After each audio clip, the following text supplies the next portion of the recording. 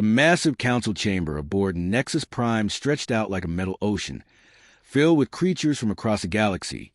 Ambassador Kim Min-ho stood in the center of the circular hall, feeling very small among the hundreds of alien beings that surrounded him. Their eyes, tentacles, and sensor organs all focused on him with obvious hostility. The air tasted bitter with tension. Min-ho had been to many diplomatic meetings, but nothing like this. The emergency session had been called with only 3 days' notice, and every single one of the 847 council species had sent representatives. That never happened unless something was terribly wrong. Park Soo-jin, humanity's chief diplomat, sat in the human delegation area. Her face remained calm, but Min-ho could see her hands gripping the armrests of her chair. They both knew this meeting would change everything. The Zephyrian delegate spoke first, its voice booming through the chamber's translation system. The tall, blue-skinned alien's tentacles moved wildly as it talked. Fellow council members, we gather today to discuss the human problem. In just 250 years, they have spread to 43 star systems. No species in our recorded history has expanded so aggressively. Murmurs of agreement rippled through the assembly. Min-ho felt his stomach tighten. This was worse than they had expected. A crystalline being that looked like living glass stood next. When it spoke, its voice sounded like wind chimes of a storm. The humans do not follow our established trade protocols. They create new technologies every few decades and flood our markets with products we cannot compete with. Their adaptability threatens the economic balance we have maintained for thousands of years. More voices joined in. The slug-like Malarians complained about human mining operations. The energy-based Photonians worried about human experiments with solar manipulation. Each species had a list of grievances against humanity. Min-ho stepped forward, his voice steady despite his racing heart. Honorable delegates, humanity has always sought peaceful cooperation. Yes, we grow and explore, but that is our nature. We have never attacked any council member. We have honored all treaties and trade agreements. That is precisely the problem, hissed a reptilian delegate from the back rows. You honor our agreements while making them worthless through your constant innovation. You change too fast. You adapt too quickly. You make the rest of us obsolete. The ancient ethereal prime floated above the assembly like a glowing cloud. When it spoke, its words appeared directly in everyone's mind rather than through sound. The old prophecies warned us of this day. They spoke of a young species that would build impossible things and reshape the galaxy. We ignored those warnings because we believed we were too powerful to be threatened. Park Soo-jin stood up in the human section. If we may address the council. Silence. The chamber erupted with angry sound from dozens of different species. Humans have spoken enough, the Zephyrian delegate declared. For too long, we have watched and waited while you spread across our galaxy like a virus. Today, we act. The council speaker, an ancient being that looked like a walking tree made of metal, raised one massive arm. The chamber fell quiet. The evidence has been presented. The testimony has been heard. We now call for the vote. Min-ho watched in growing horror as name after name was called.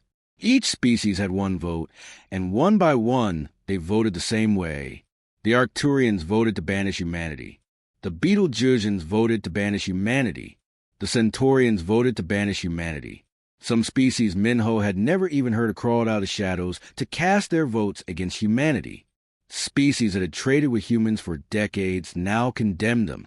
Even their oldest allies in the galaxy turned their backs. The vote was not even close. It was unanimous. The council speaker's voice boomed through the chamber. By the unanimous decision of this assembly, humanity is hereby declared a Class 5 galactic threat. All human colonies, stations, and vessels must evacuate civilized space within one standard galactic year. The boundary markers of the Outer Rim will be your new borders.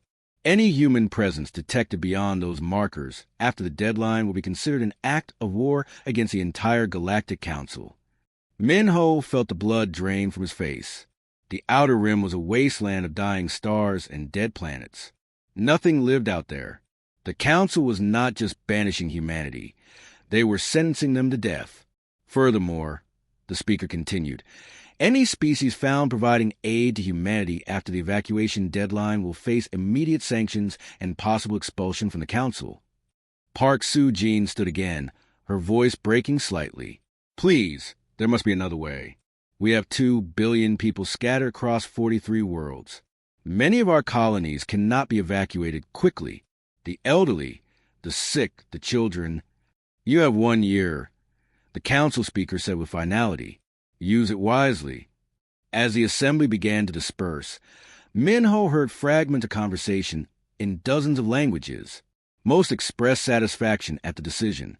Some species were already discussing how to divide up the abandoned human territories. The message was clear.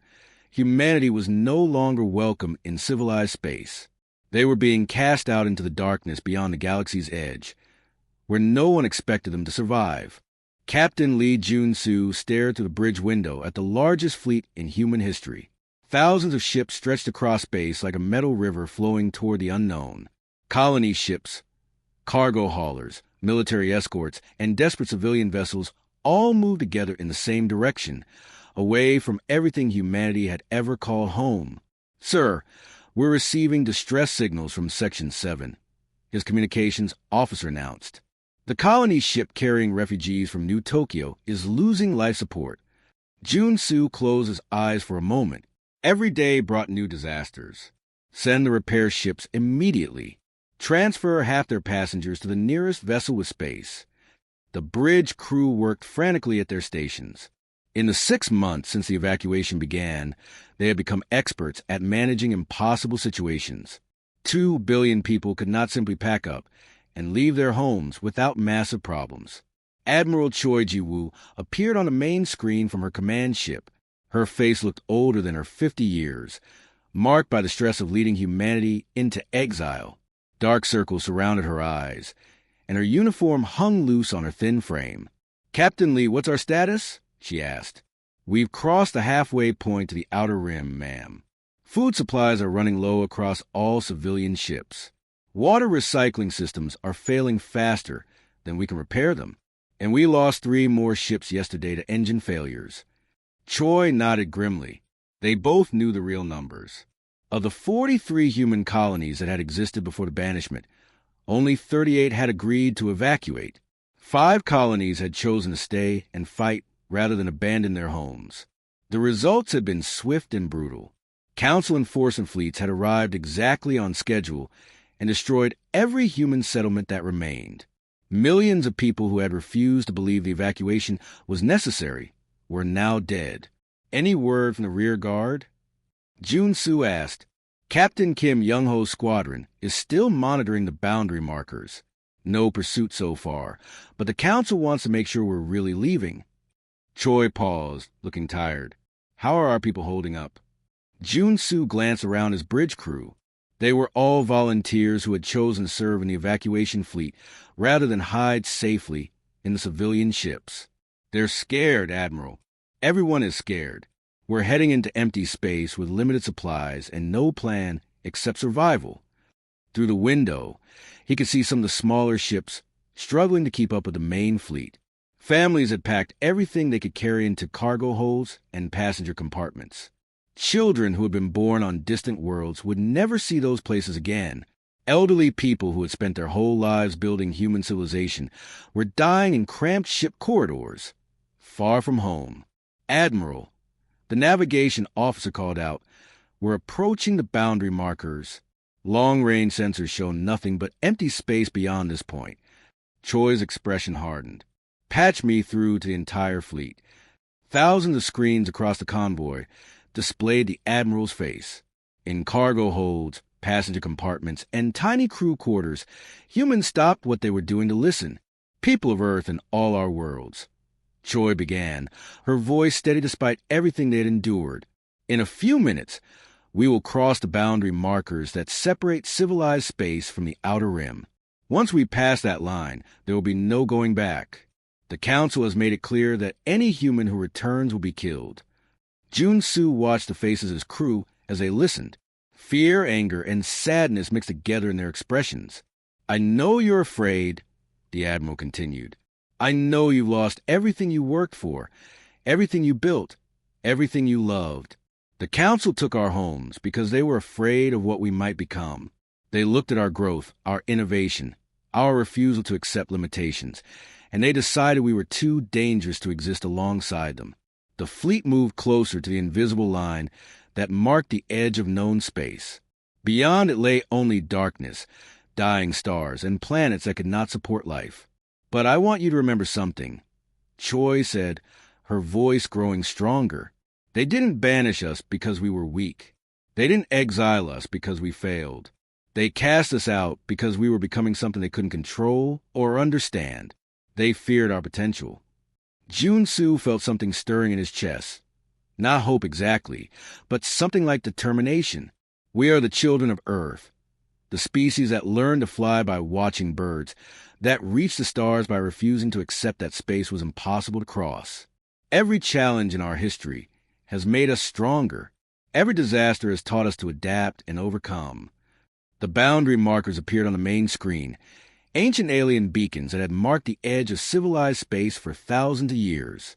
No species had ever tried to build anything beyond them.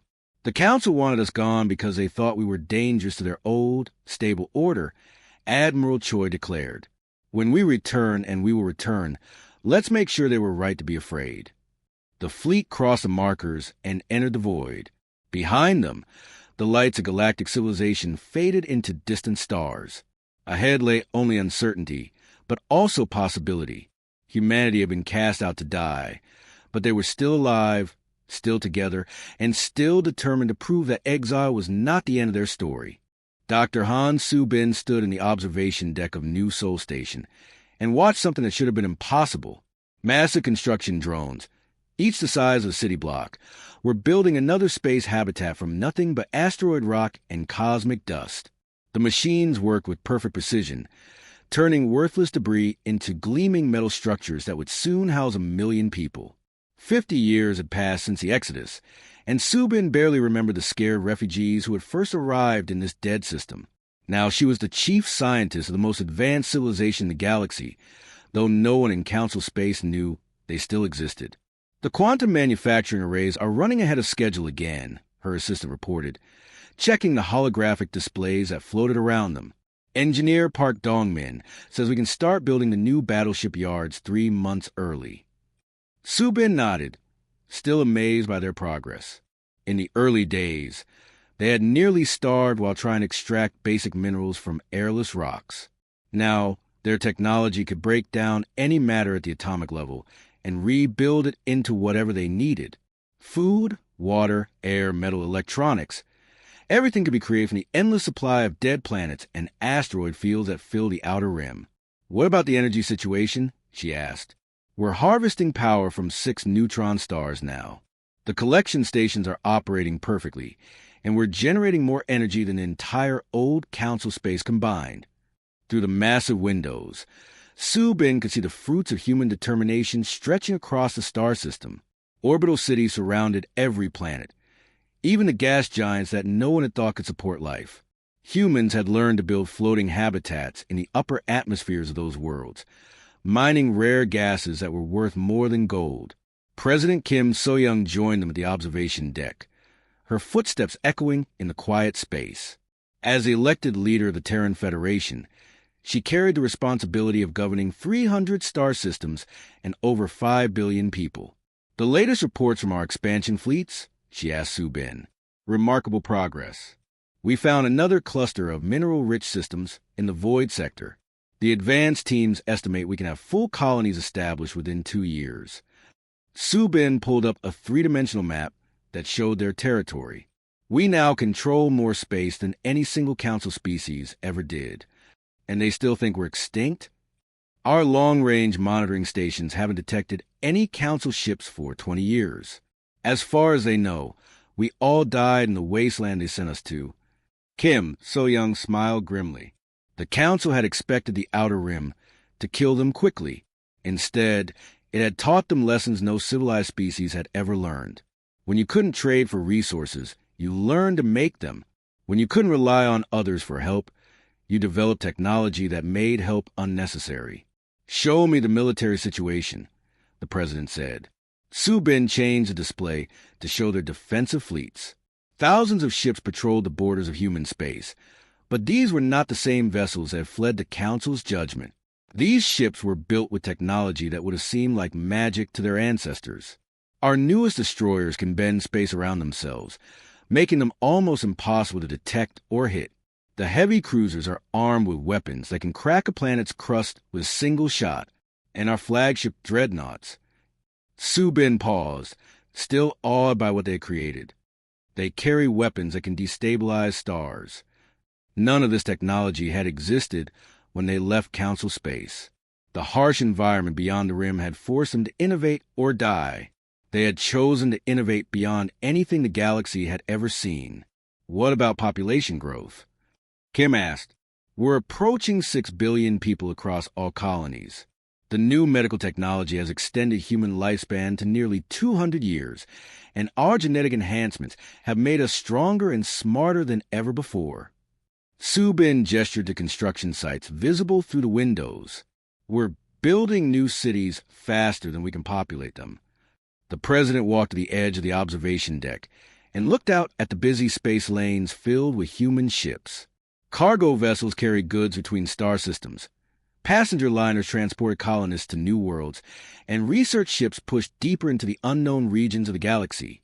Sometimes I wonder what would have happened if the Council had welcomed us instead of fearing us, she said quietly. We would have remained a junior species, grateful for their scraps and limited by their rules. Subin replied. The banishment was the best thing that ever happened to humanity. A communication alert sounded, and Subin's assistant approached with urgent news. Ma'am, our deep space monitoring stations are picking up strange signals from Council space.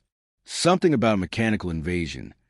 Kim So-young and Subin exchanged glances. For 50 years, they had been completely cut off from galactic civilization. Now, something was happening in the space they had been forced to abandon. Keep monitoring those signals, the president ordered. It might be time for the galaxy to remember that humanity still exists. Outside the windows, the construction drones continued their work, building an empire that would soon remind the Council why they had been afraid of human potential in the first place. The emergency beacon crackled to life in the communication center of New Sol Station, breaking a century of silence from Council space. Admiral Yoon Jae-hyuk stared at the incoming transmission with cold satisfaction as the desperate message played on repeat. This is Emergency Council Broadcast 77 Alpha. We are under attack by an unknown mechanical force. 17 star systems have been consumed. We require immediate assistance from any available forces. Repeat, this is a galactic emergency. His intelligence officer, a young woman named Lee Min-ji, pulled up the data streams that have been flooding in for the past week. Sir, according to our deep space sensors, something called a void swarm has been eating entire solar systems.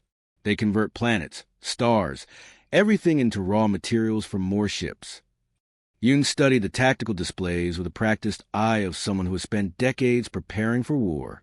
The mechanical invaders moved like a plague across Council space, leaving nothing but empty darkness behind them. Their ships were massive, heavily armored, and appeared to be completely automated. How are the Council forces performing against them? He asked. Poorly, sir. Their weapons barely scratched the swarm ships, and their defensive strategies haven't changed in centuries. They're losing 3 ships for every enemy vessel they destroy. General Lee Hae-jin materialized as a hologram from the Terran Imperial flagship, her uniform bearing the insignia of humanity's new military force. Behind her, Yoon could see the bridge of the most powerful warship ever built, bristling with weapons that could reshape reality itself. Admiral, I assume you received the Council's pathetic plea for help? She said with obvious disdain. Indeed, General. It seems our old friends have encountered something their ancient wisdom can't handle. Hae-jin's smile was sharp as a blade. How ironic. The same species that declared us a galactic threat now beg us to save them from a real threat. What are your thoughts on their request? Yoon pulled up a tactical map, showing the void swarm's advance through civilized space. The mechanical forces were methodically consuming everything in their path, turning thriving worlds into fuel for their endless expansion. They created this situation when they chose fear over cooperation, he said. But we're not them. We don't abandon entire populations to die, even if those populations once try to destroy us. So we help them on our terms. Full recognition of the Terran Empire's sovereignty over our current territory, reparations in the form of 50 prime worlds in Council space, a formal apology broadcast across all galactic frequencies, and complete autonomy in our military operations. General Heijin laughed. They'll never agree to those terms. Their pride won't allow it. As if summoned by their conversation, another transmission arrived from Council space. This time, it was not an automated distress call. The familiar face of the Zephyrian delegate appeared on screen, the same alien who had argued for humanity's banishment a century ago. Now its tentacles drooped with exhaustion and fear. To any human forces who may be receiving this transmission, the alien said, its voice heavy with desperation, the Galactic Council formally requests immediate military assistance against the Void Swarm invasion. We are prepared to discuss terms. Yoon opened a channel back to Council space, knowing this moment will be recorded in history. This is Admiral Yoon Jae-hyuk of the Terran Imperial Navy. We have received your request for assistance. The Zephyrian's eyes widened in shock. You still exist? Our records indicated that all human colonies were destroyed by the harsh conditions of the Outer Rim. Your records were incomplete. Yoon replied coolly. We not only survived, but thrived. We are no longer the species you banished. We are something far more powerful. Through the communication link, Yoon could see other council members gathering around the transmission, their faces showing mixtures of hope and terror. They needed human help, but they were also beginning to realize what that help might cost. Our terms are simple, the Admiral continued. Recognition of the Terran Empire as a sovereign galactic power. 50 worlds of our choosing as reparations for the forced exile. A formal apology for the banishment. And complete command authority over all military operations against the Void Swarm. The council chamber erupted in angry voices. Some species objected to the harsh terms, while others argued that survival was more important than pride. The Zephyrian delegate raised its tentacles for silence. Admiral, these terms are difficult for us to accept. Perhaps we can negotiate. Negotiate? Yoon's voice cut through the alien's words like ice. You declared us a threat and tried to sentence us to death. We offer you salvation, and you want to haggle over price. Another urgent alert sounded in the background of the council transmission. Sir, a panicked voice called out, the swarm has broken through the Centauri defense line. They're heading for the core worlds. The Zephyrian delegate's face turned pale blue with fear. The core worlds were the heart of galactic civilization, home to trillions of beings from hundreds of species. We accept your terms, the alien said quickly. All of them. When can your forces arrive? Admiral Yoon turned to General Heijin, who nodded grimly. Across 1,000 star systems, the most powerful military force in galactic history began to move toward Council space. We'll be there soon, Yoon promised. Try to survive until we arrive. The final battle raged across 3 star systems as mechanical death swept through space like a dark tide. Empress Park Myung stood on the command bridge of the Terran flagship. Watcher forces engaged the Void Swarm's core fleet in the largest space battle the galaxy had ever seen. Status report, she ordered, her voice calm despite the chaos surrounding them. Ma'am, our reality warping shields are holding against their main weapons. The quantum torpedoes are cutting through their armor like paper, reported her tactical officer. But there are just so many of them. Through the massive bridge windows, Myung could see the truth of those words. Thousands of Void Swarm ships stretched across space, each one the size of a small moon. They moved with mechanical precision, converting destroyed vessels into raw materials to build even more ships. For every enemy they destroyed, 2 more seemed to take its place. The Council forces fought bravely alongside the human fleet, but their outdated weapons barely scratched the swarm's hulls. Myung watched as an entire Zephyrian battle group was consumed by mechanical harvesters. Their ships dissolved into component atoms within minutes. Empress, Dr. Kim To-won called from the science station. The Genesis protocol is ready for deployment. All targeting systems are locked onto the swarm's command cluster. Mi-young hesitated for a moment. The Genesis Protocol was humanity's most powerful weapon, something that bent the very laws of physics to achieve impossible results. Once activated, there would be no hiding what humanity had become. "Do it," she commanded. The weapon fired, and reality itself seemed to twist. The massive void swarm ships didn't simply explode or break apart. Instead, they began to transform. Their dark metal hulls became brilliant plasma as their matter was converted at the atomic level. The mechanical drones that had devoured planets were rebuilt into something entirely different. Where the swarm command fleet had existed moments before, 5 new star systems blazed alive. Fresh suns burned bright and clean, surrounded by pristine worlds that sparkled with the potential for life. The ultimate weapon of destruction had become an instrument of creation. The remaining swarm vessels stopped their advance, their collective intelligence apparently recognizing a power beyond their understanding. Without warning, they turned and fled into deep space, abandoning their conquest of the galaxy. A stunned silence fell over the combined fleets. Council commanders stared at their displays in disbelief, unable to comprehend what they had just witnessed. The humans had not merely defeated an impossible enemy. They had transformed that enemy into the building blocks of new life. 6 months later, Empress Park stood in the great council chamber that had once expelled humanity from civilized space. The massive circular hall now served as the meeting place for the Imperial Senate, with representatives from dozens of former council species taking their seats as members of the new Terran Empire. The Zephyrian ambassador, the same being who had argued for humanity's banishment over a century ago, now rose to address the Empress. Its tentacles trembled with age and emotion as it spoke. "Your Imperial Majesty, on behalf of the Zephyrian people, I must express our eternal gratitude. Without human intervention, our species would have been consumed by the void swarm. We owe our very existence to your mercy and power." Other ambassadors nodded in agreement. The crystalline delegate from a collective, the energy beings from the Photonian Federation, even the ancient ethereals, all had sworn loyalty to the human throne rather than face extinction at mechanical hands. Empress Park looked out over the assembly with calm authority. She wore simple clothing rather than ornate robes, but her presence filled the chamber with undeniable power. Behind her stood the banners of 300 human worlds, each one representing a star system that had been built from nothing in the wasteland beyond the rim. "Honored representatives," she began, her voice carrying easily to every corner of the hall. "We gather today not as conquerors and conquered, but as partners in building a new galactic civilization." From a viewing gallery above, children from dozens of species watched their leaders bow before the human empress. Young Zephyrians sat beside human students, while crystalline offspring played with the energy-based children of the Photonians. The next generation would grow up in a galaxy where humanity was not the newcomer, but the foundation upon which everything else was built.